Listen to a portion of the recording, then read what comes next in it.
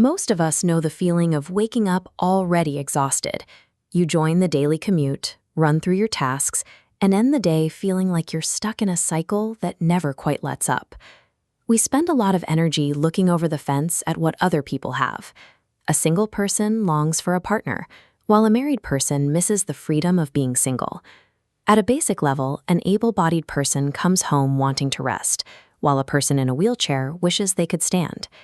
We tend to take our baseline reality for granted.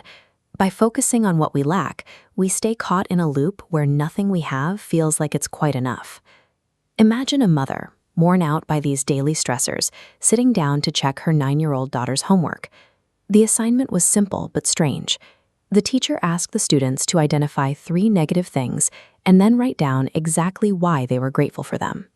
To an adult already overwhelmed by the day's burdens, a prompt like that feels backwards. When you're struggling to keep your head above water, being told to be thankful for the bad stuff feels less like a lesson and more like a chore. But the daughter's answers were surprisingly logical. For her first point, she wrote that she was grateful for bitter medicine, because medicine is what makes her healthy again. For her second answer, she was thankful for her mother's scolding. She saw the discipline as proof that she was loved and being looked after. She wasn't ignoring the parts of her day that were unpleasant. She was looking at the function they served. She saw that even the things that felt bad in the moment were actually working in her favor. We can run adult stressors through that same filter.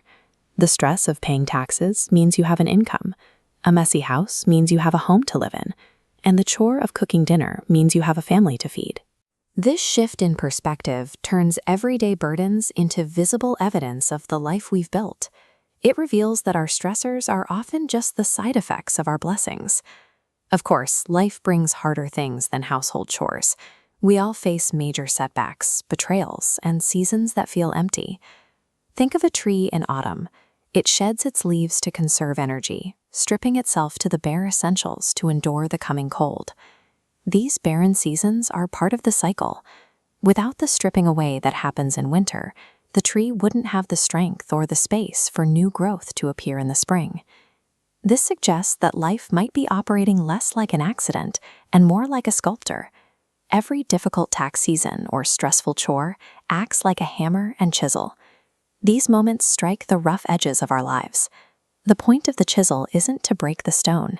It is deliberately stripping away the unnecessary parts of who we are. Each strike removes a layer of rock to reveal the figure hidden inside. By looking at our struggles as tools for refinement, we can begin to see the person being shaped by the very things we once tried to avoid. When you change the way you look at your struggles, the weight of those struggles starts to feel different. Try that 9-year-old's homework assignment for yourself. Write down your top 3 frustrations from today. Look at the chaos in your life and try to find the specific, functional reason to be grateful for it.